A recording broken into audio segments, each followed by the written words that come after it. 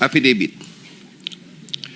I, Roberto R. Bernardo, Filipino, of legal age, a resident of Malolos City, Bulacan, under oath, deposed and state. In connection with the ongoing Senate Blue Ribbon Committee investigations, I intend to submit this affidavit which provides details of my knowledge about matters within my jurisdiction relating to flood control projects when I was still serving as Undersecretary for Operations of the Department of Public Works and Highways. This affidavit lays out details. Sorry, excuse me. You have your counsel now with you? Yes, sir. Yes, po, okay, Mr. on Chair. record. Okay. This affidavit lays out details of the involvement of legislators as well as other government officials with a commitment on my part to expand these disclosures as my best recollection of facts and records may serve. Since number three, since the received an invitation to appear in these proceedings, I began collating, vetting, and consolidating all written communications, documents, tables, and matrices and lists in my possession, the retrieval of which has been difficult since I retired from public service last August 2025. With the benefit of more time and greater freedom to access files, I am confident that I can provide even more material and relevant evidence that would clarify the issues once and for all.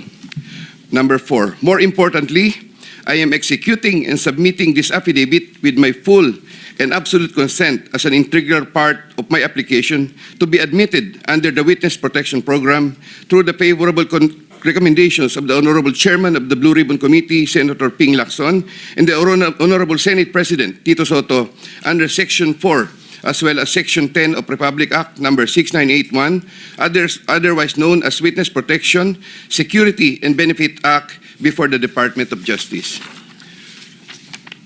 I attest and confirm that the names, dates, and transactions mentioned hereunder are based on my direct personal knowledge and have ample documentary support where necessary or desirable if given full opportunity to retrieve the same. Background facts. I earned my bachelor's degree in Bachelor of Science in Civil Engineering in 1984. I am a registered civil engineer by profession. In the year 1985, I began my 40-year stint in the DPWH as a laborer. I then climbed the ranks through the years as Associate Civil Engineer, Engineer 2, Engineer 3, and as Assistant District Engineer, Assistant Regional Director. I then became Assistant Regional Director CESO 4 sometime in 2012 until my appointment as Assistant Secretary in 2016.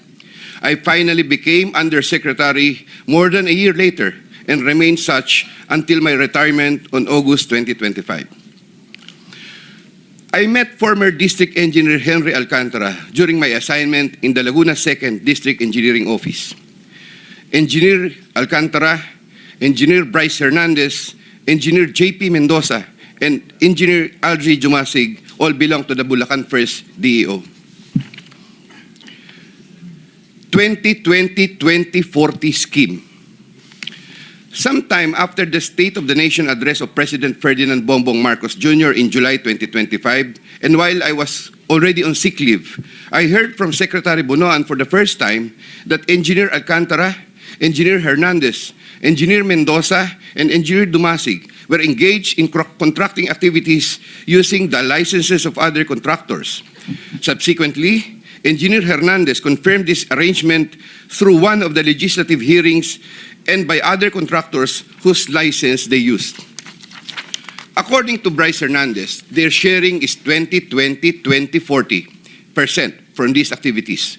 My understanding is that they had prepared and signed documents for purposes of collecting payments, which they then apportioned the profits amongst themselves.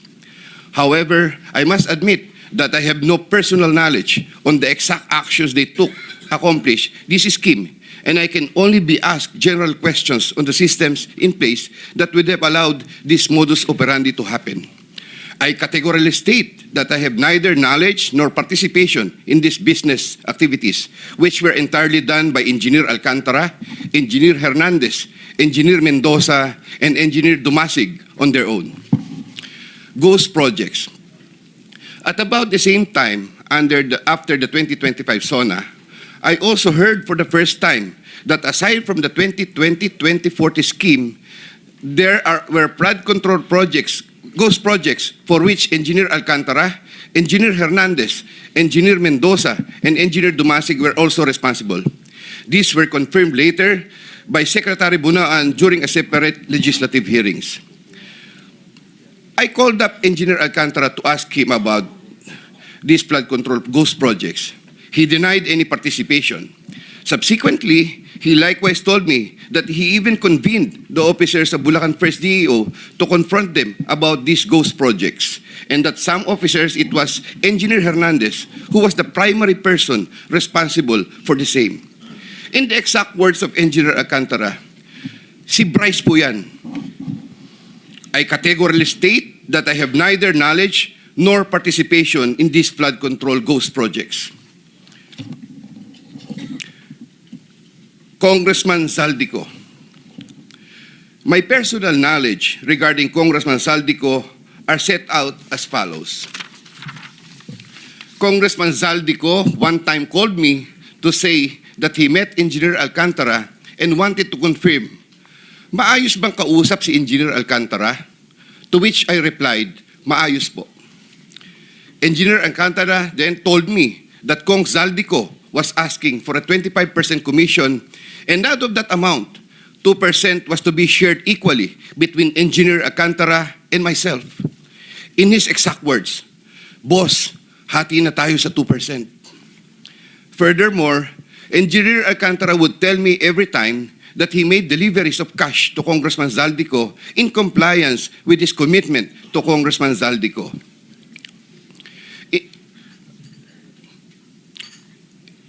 In this affidavit, I shall mention my personal knowledge regarding Senator Chiz Escudero as follows.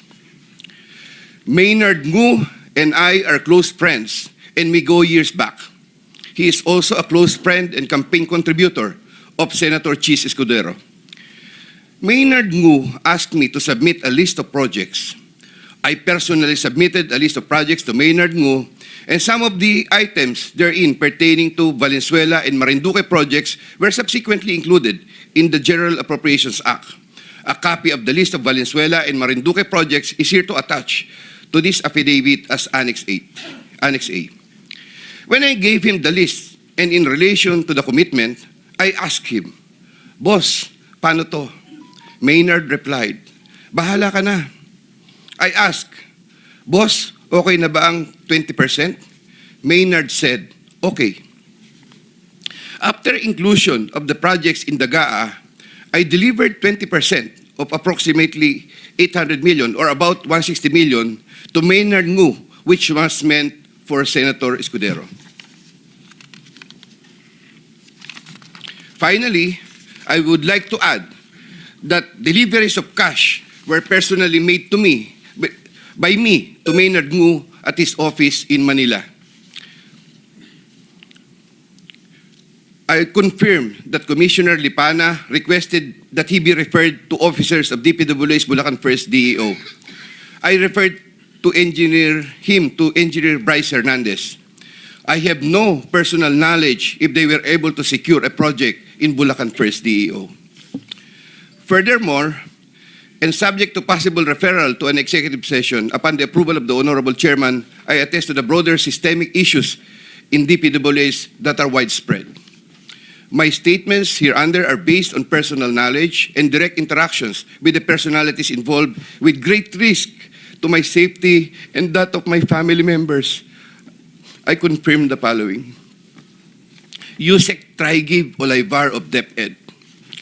Yusek Trygve Olaivar used to work for Senator Ramon Revilla and Senator Sani Angara before his appointment as Yusek for the Department of Education. Sometime 2010, I met for the first time Yusek Olaivar, who was then working in the office of Senator Revilla. Later, I learned that he transferred to the office of Senator Edgardo Angara and then later to Senator Sani Angara. Sometime 2024, Yusek Olaivar personally called me for a meeting to discuss about unprogrammed appropriations, supposedly for the office of the Executive Secretary. In the said meeting, he requested me to submit a list of projects. After the meeting, I asked Bulacan First DEO to prepare a list of projects for funding. Thereafter, Engineer Alcantara submitted a list of projects worth 2.85 billion. Here to attach as Annex B is a list of those projects. Subsequently, I submitted this list to Yusek Olaivar. Yusek Olaivar told me that the commitment is 15%. In his words, boss, 15 yan. Thereafter, the DPWH received a special allotment release order for 2.85 billion for the projects listed Annex B, in Annex B. Engineer Alcantara, from time to time, would collect and deliver the agreed 15% commitment to me, which I delivered or caused to be delivered to Yusek Olaivar in Magallanes, Makati, and other places.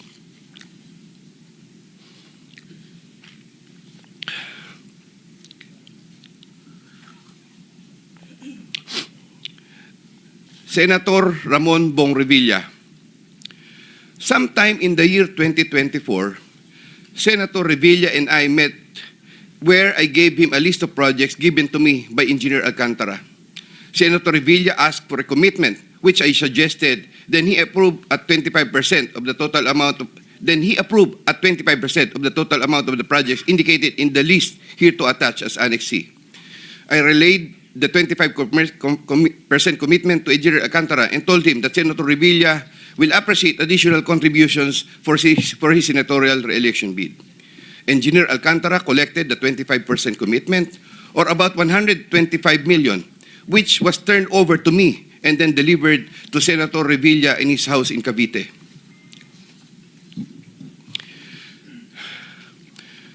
Senator Nancy Binay. Sometime in the year 2024, Carlin Villa, a staff of trusted confidant of Senator Binay, called me and asked for a commitment which was set at 15% of the total amount of the projects indicated in the list here to attach as Annex D. I relayed the 15% commitment to Engineer Alcantara. Engineer Alcantara collected 15% commitment, or about 37 million, which was turned over to me and which I then delivered to Senator Binay at a house in Quezon City.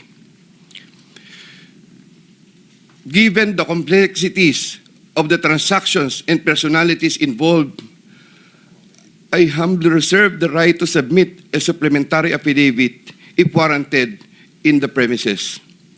I attest to the truth of the foregoing statements based on my personal knowledge and authentic records. In witness or hope, I will be affixing my signature this day of September 2025 here. Mr. Chair. Yeah, kindly sign your affidavit in the presence of everybody.